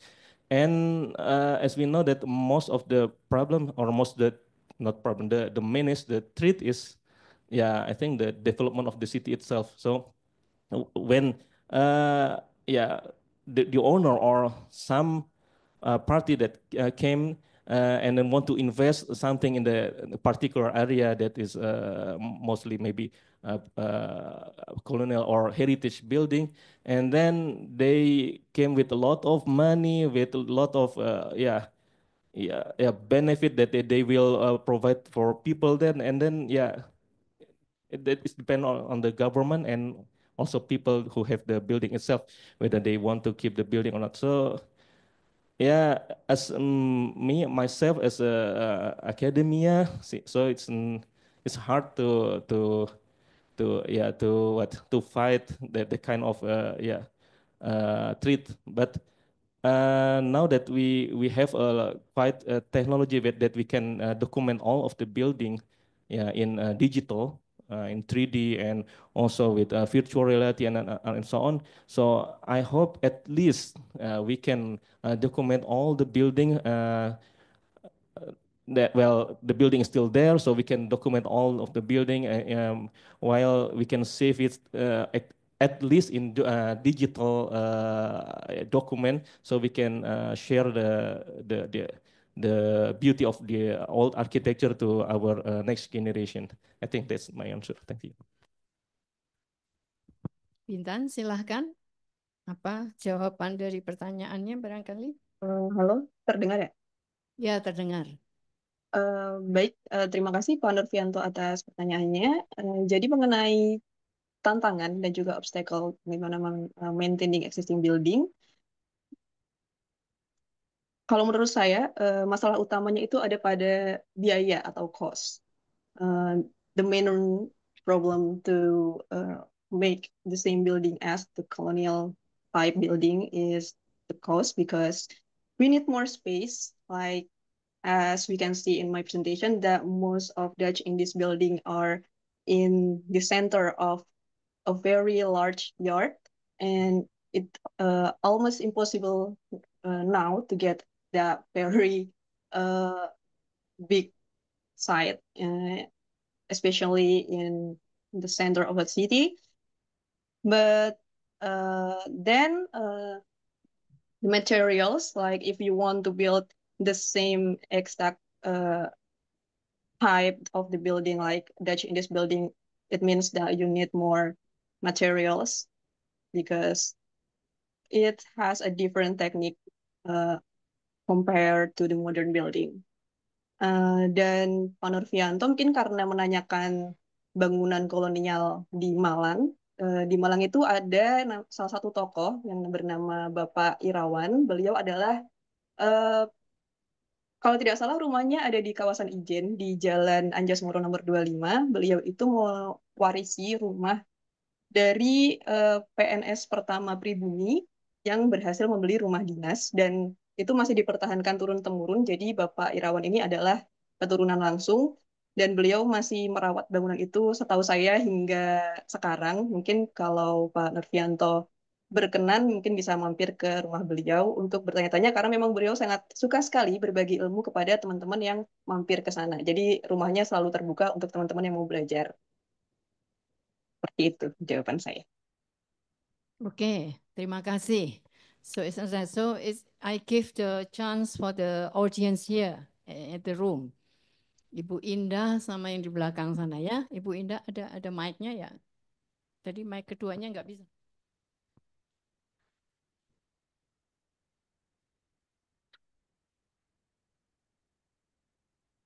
Thank you very much. First, I would like to ask to the first speaker.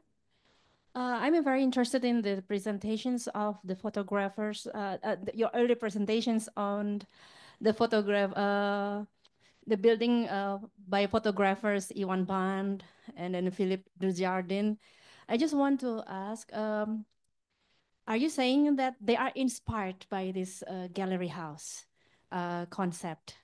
And if so, I wonder, actually, I wonder what is the purpose of the gallery house that was built there? I mean, it is a different climate context.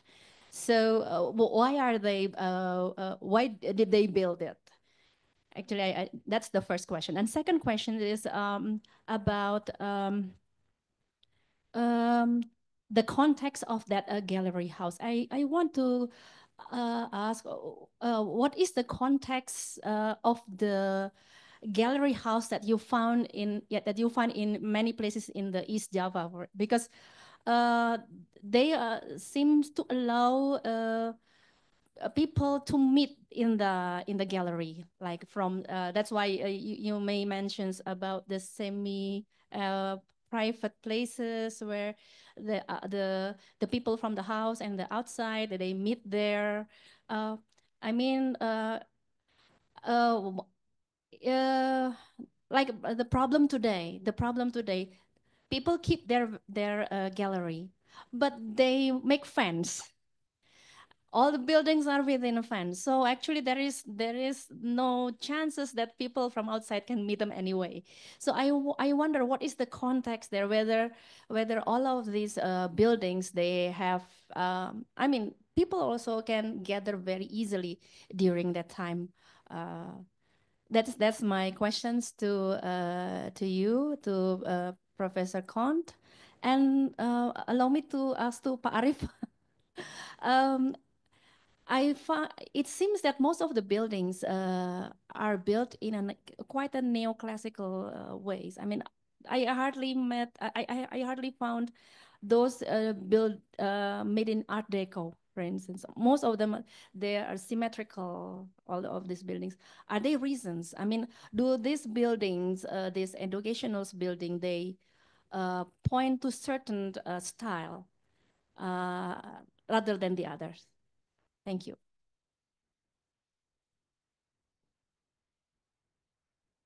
Shall I answer first? Yeah, you can answer. Yes, I will start with the first question relating to the first slide of my presentation. And I showed pictures of architecture projects that I designed earlier. And actually, they have not much to do with the gallery. They're not inspired on the gallery house. I showed the pictures because I see in these projects sort of elements, and it's all about this transition space that, so to say, I'm not really interested in facades at buildings, but I'm interested in the way that you sort of you can make the transition between the outside and the inside, and that you make this transition by going through multiple spaces, and the space can also be underneath a roof, a covered space, or a hallway, which is still very open to the exterior. So I think I showed these pictures because I wanted to say that topic is for me that drives my designs in architecture. And a couple of years ago, I stumbled upon the gallery house typology because I was interested in my family history in former Dutch East Indies, and I was fascinated by it because this gallery house also contains these topics. So it sort of it relates to what I am interested in as an architect, and it was the reason why I was fascinated about it and started doing more research on it. And now I think, yeah, I'm very interested in sort of translating also more elements of this gallery house in maybe in future projects. But still there's not I'm still waiting for the first example to show you the first example of that. But that's the first. I think so my projects were not inspired by Gallery House, but the reason that I'm fascinated by Gallery House is because it has these characteristics which I'm fundamentally interested in as an architect. And as for the context, yes, the fact that the front, especially the front gallery, was used for a meeting makes it a social space, and at the same time, this openness was fundamental for this the way it responds to climate. And as you look at the lifestyle of Dutch colonial colonists, so to say, this gallery house brought with it a unique lifestyle where the inhabitants of these houses, they were actually living in this sort of these open spaces in the front and inside and in the back, depending on the interaction that they were open to with the public. And it was really, especially in the front, it was very interesting to have this, because you could see if somebody was home, or if somebody was sort of open for meeting people. And I think if you look at of course in the 19th century, these houses were very large and there was a lot of space. And you see if the sort of the densification starts of the city, this openness is of course challenged, because if more houses are closer to each other, maybe people are they want to be more private, and they sort of retreat. And then if you look at these houses, you can also see that this very spacious front gallery is getting smaller, and sometimes even disappears. So that's of course that are the forces that are sort of that are at work when you densify. And I think it's really the question for the future. Can you use it for future housing, or for it really has a lot to do with the willingness to open up buildings again. Okay. Yeah, thank you. Yeah. I hope I was not talking too long. Yeah, okay. Thank you very much for the question, Ibu Indah. So actually, at first, I also have this exactly the same question as you.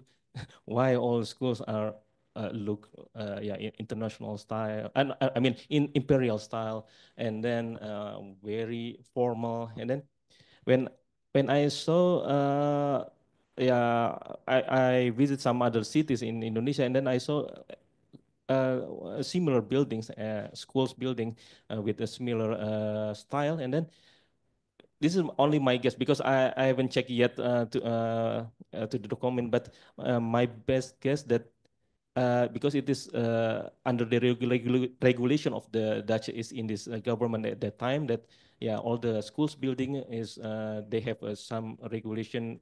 I mean, what is building regulation under the BOW, maybe the Public Works Department.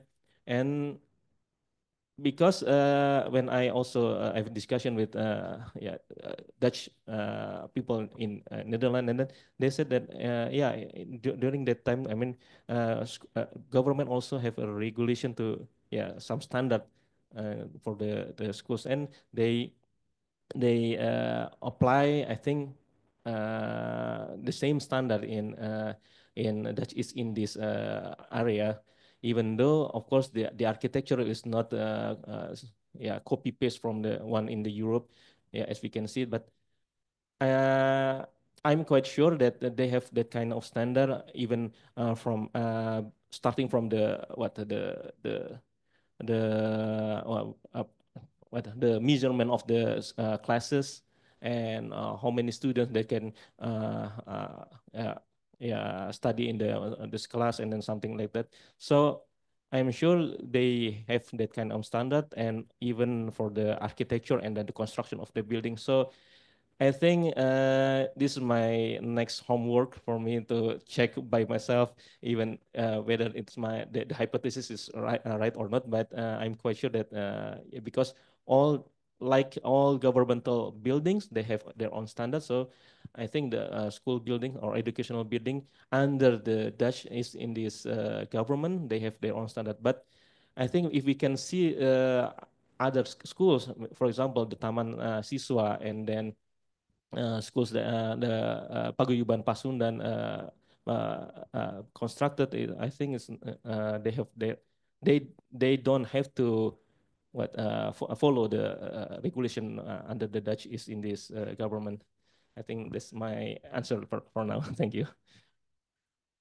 Yang di belakang silahkan, Mas.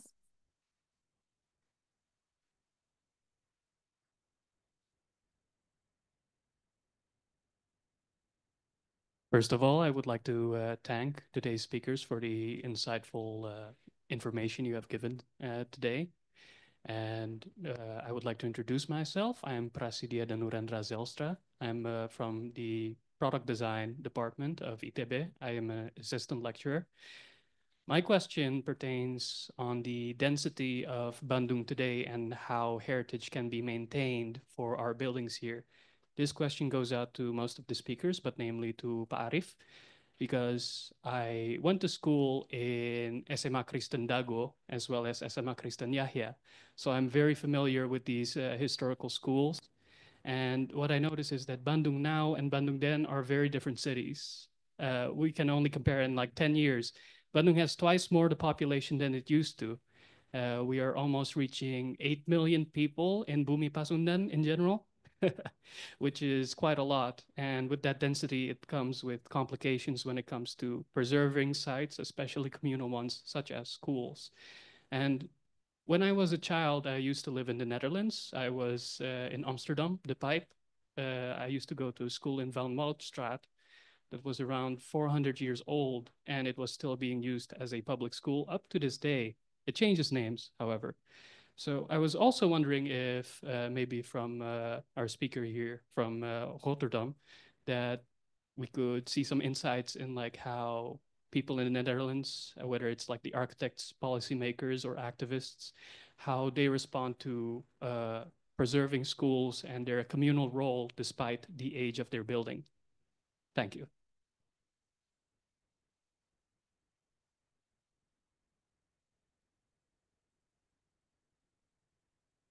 Thank you very much. So yeah, as we know that the development of the cities, yeah, as I mentioned before when I answered the first question, that yeah, everything that we need for conservation and preservation is we have all of that. Yeah, the knowledge, the technology, and some of people also the willingness. But of course, we are facing other party that is very quite yeah powerful, that yeah is yeah I mean the economic pressure. So yeah, frankly speaking, I cannot answer maybe your answer your question, but as long as no, yeah, it's all depends on I think in Indonesian context is it's all depend on the political political view, or yeah willingness or something like that. So as long as the one that is stating in the higher position want to that preservation, and then they say the value of the old building, especially schools, and which is part of the identity of the city. So that can be done, but frankly speaking, I cannot answer your question. I'm sorry. Yeah, thank you. Bertian, could you give some insight about the old buildings, uses of old buildings? So Yes. please. That's a really topic, a hot topic in the Netherlands at this time. Personally, I really like school buildings because also as older school buildings, they are often quite large. They have really high ceilings and they are quite monumental. And a lot of these older school buildings nowadays have also been transformed into apartment buildings. You can really live very nice in old classrooms because they are so spacious. And secondly, at the same time, what you now can see is that it's of course really very regulated. So the system of schooling and also the amount of space that you get is regulated. And these regulations are getting tighter and tighter. So for instance, earlier, the square meterage per student or per teacher, so per classroom was higher than nowadays. So most of these older school buildings, they are too big for the current regulations. And that's of course quite interesting because now if a school is thinking about restoration or thinking about modernization, often these school administrations are being advised to demolish the building and then rebuild a new school which is more compact and smaller. And then it gets more sustainable, they say, advisors or consultants say, yeah, more compact, more space is being created to build houses or something like that. So a lot of these old school buildings are actually endangered because of the fact that they are too big and it's hard to maintain, and also especially with heating them in winter time, and they from that point of view, they are seen as not sustainable. And that's really a problem, I think. And there are, of course, organizations that are sort of trying to do something about it, and also let architects make studies. I also participated in one of these processes where we made a study for a high school to renovate it and sort of reshuffle the space. And but still, the forces to consider these buildings as not sustainable and then demolishing them and rebuilding, yeah, of course, I think a lot of quality is being lost in that process. But that's really yeah, it's really a hot topic at the moment. There's a lot of debate about it because it's also about buildings that are not especially old. Maybe they're like 30 years old or 40 years old, and they are not considered monuments or with sort of special heritage quality. And if that's the case, then you can decide to demolish them. And yeah, at this moment there's a big debate on the fact that demolition is sort of the last resort. We should not demolish buildings. We should really use the buildings that are already there and transform them, renovate them, smart way. And, but of course, sometimes, yeah. Sometimes it's cheap. The business case for demolishment and rebuilding it can be cheaper than renovation. So, yeah, good question. It's yeah, it's a hot topic here. Thank you. Okay, thank you. There are some questions in the chat, so maybe we'll give some opportunity for the questions in chats. Can you open it? The first one is already answered. The second one is this is not a question, yeah, it's a compliment. Okay, the third one.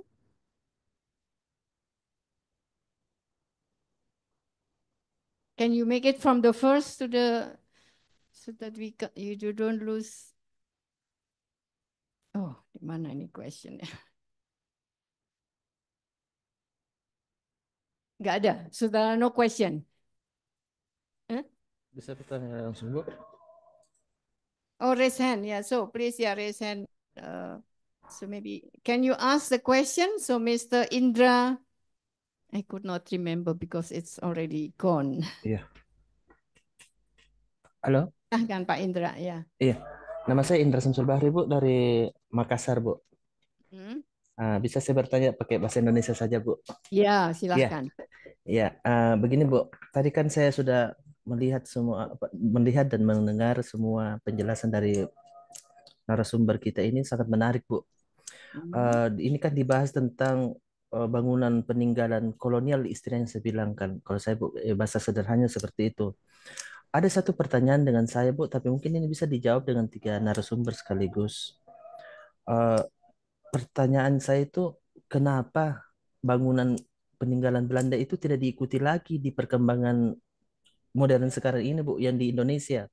Karena kalau saya lihatnya, Bu, di bangunan yang sekarang kan yang masih banyak itu yang, saya kan praktisi, Bu, terus terang banyak merancang juga itu biasa dari arsitektur Spanyol, arsitektur dari Prancis, yang kayak Renaissance begitu, Bu. Tapi jarang sekali ada yang order, Bu, itu bilang mau seni seperti rumah Belanda, Bu. Iya. Karena begini, saya kan di Makassar itu cukup istilahnya kalau referensi bangunan kolonial itu sangat lengkap, Bu. Karena kami kan di sini juga ada peninggalan Fort Rotterdam itu dari tahun 1600, Bu, sampai tahun 1900-an, sampai di Pengadilan Tinggi. Mungkin Mr. Robert mungkin bisa nanti kalau ada waktu bisa berkunjung ke Makassar untuk studi riset di sini juga. Dan di sini sangat lengkap juga, Bu, kalau peninggalan Belanda. Jadi yang pertanyaan saya itu kenapa, Bu, bangunan-bangunan Belanda itu sudah tidak jadi landmark kalau di Indonesia, Bu? Iya, itu mungkin hanya itu pertanyaan saya, Bu. Ya, terima kasih. Makasih banyak, Bu. Ya. So I will translate it to English. So the question is, why is the Dutch East Indies architecture has not developed further, or is not raise the interest of the people to continue the architecture for the next building or for the building nowadays?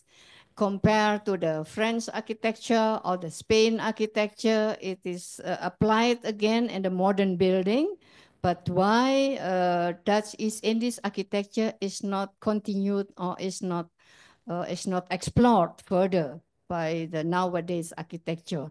So the question is addressed to 3 of the speakers.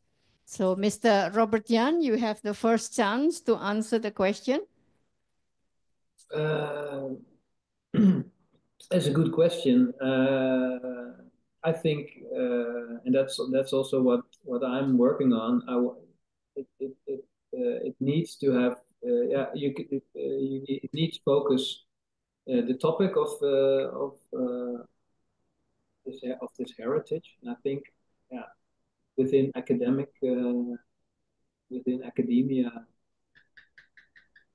a lot has been studied already on the topic of urbanism, architecture. Also, for the Dutch in the former Dutch East Indies, and I'm not really familiar with the way that it's being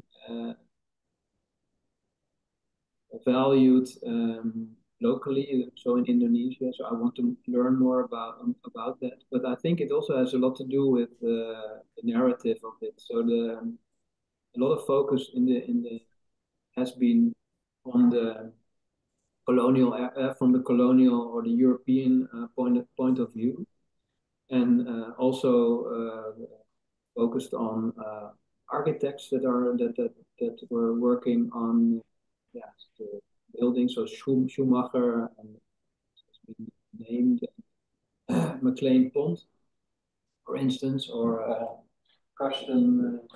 Udah buka ke buku.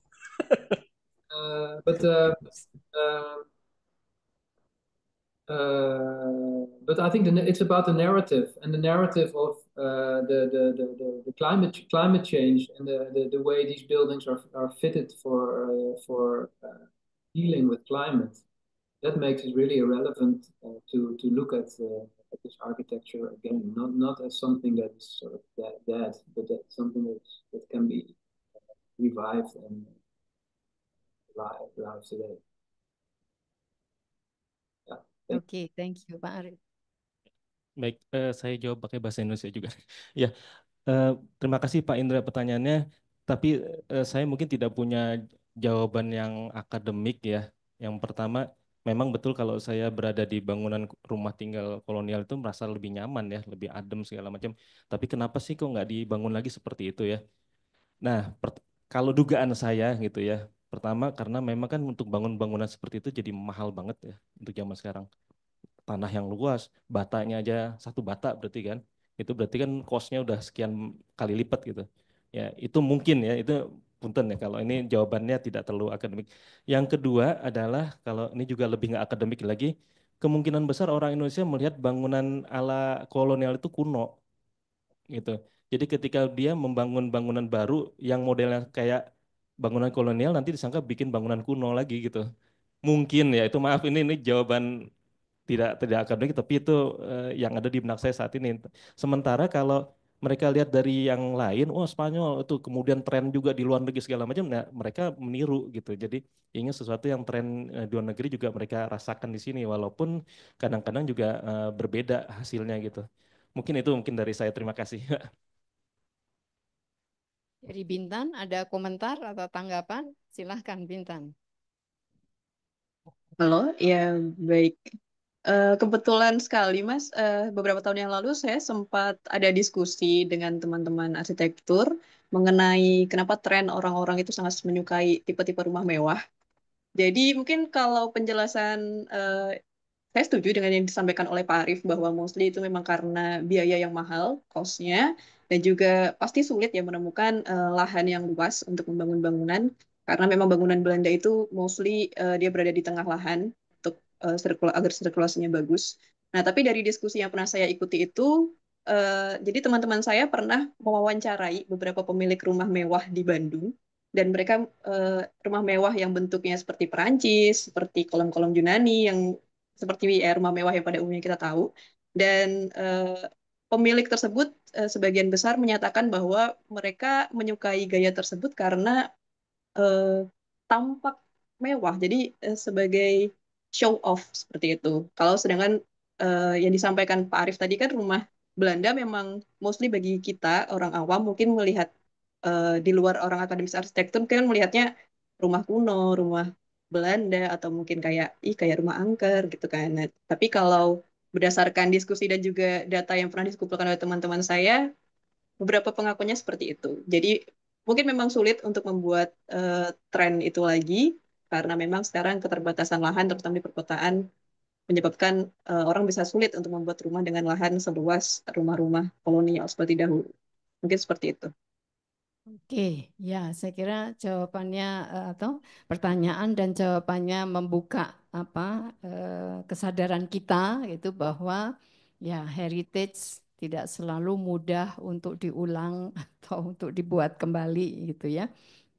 Ya, karena ini waktunya sudah lewat dari jadwal atau masih ada pertanyaan lagi dari audiens yang di sini? Ya, saya kira nggak ada. Atau ada yang mau bertanya? Silahkan. Ya, boleh. Silahkan. Ini masih semangat.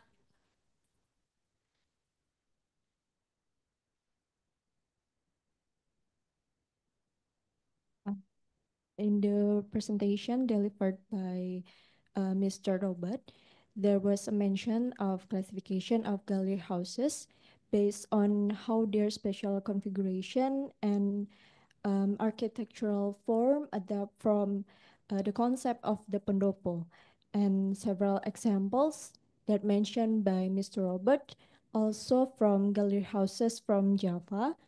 Um,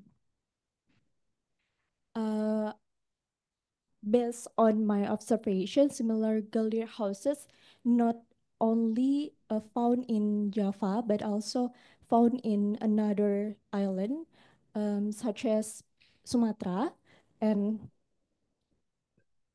what I want to ask is regarding the potential of influence of Japanese pendopo architecture on residential or gallery houses in other parts of Indonesia. Do gallery houses found outside of Java, such as Sumatra, also derived by their spatial and formal organization from pendopo structure? Or is it possible that the pendopo has had a broader influence that extends beyond Java and serves as reference for the development of gallery houses in another island? Thank you.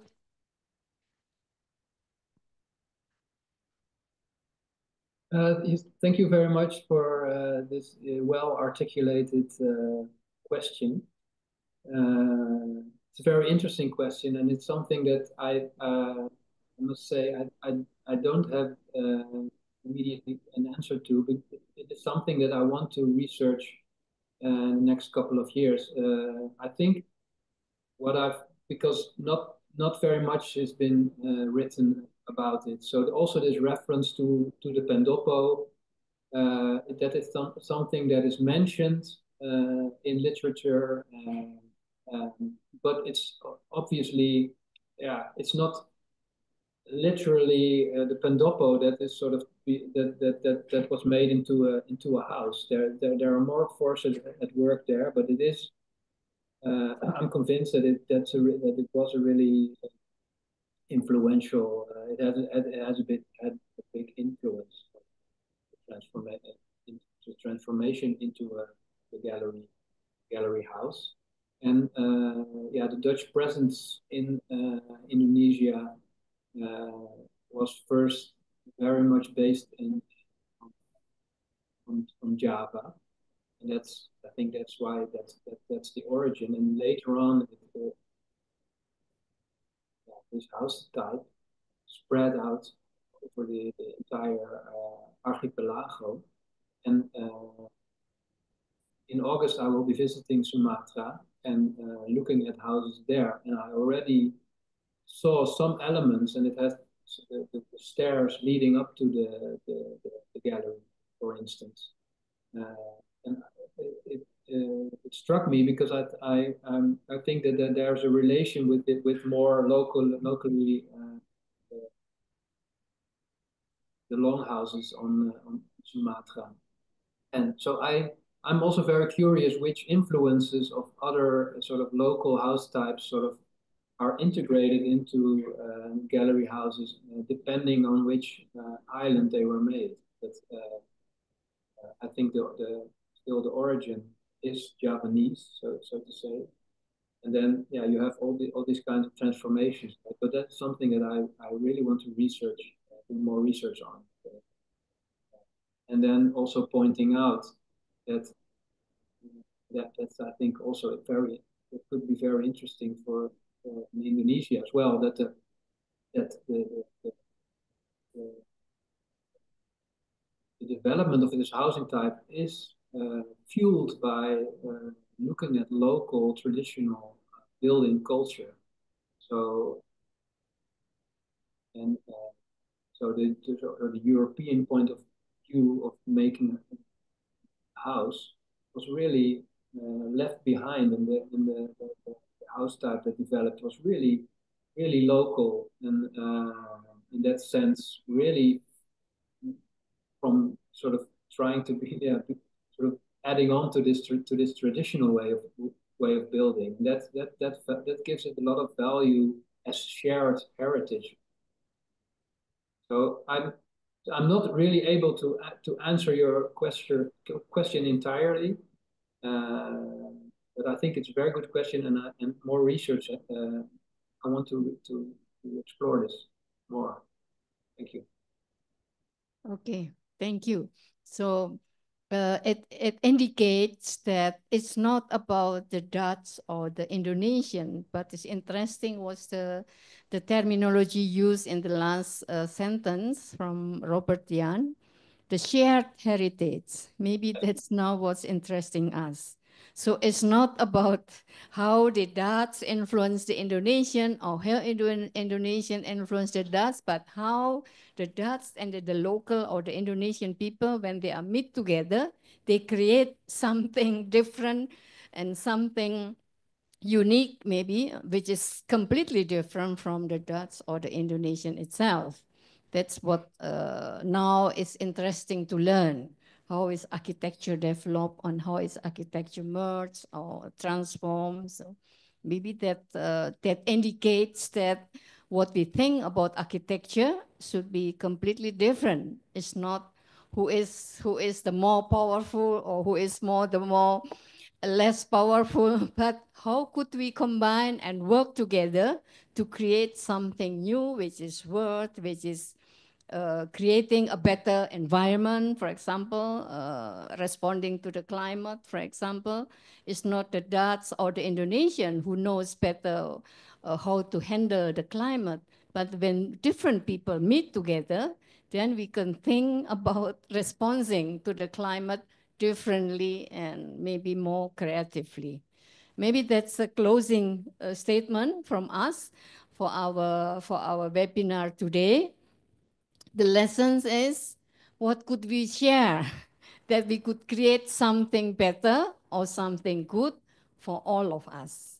Thank you for the participation and see you next for the next webinar. So, or maybe, yeah, this is the schedule for the webinar. So next month, there will be another webinar on too small, learning from the kampung stories of urban informality and resilience. That will be another topic. Yeah. So every month you can follow the discussion or issues being discussed differently and from different point of view, different discipline. So stay tuned and see you again the next webinar. And applause for all of the presenter. Thank you very much, Robert Jan. So it was very nice to hear from you and from Bintan also. It was inspiring how you managed to document all of the heritage, and Pak Arif, how you opened the insight about the school buildings that was mostly neglected so far. Thank you for all of us and see you again. Thank you.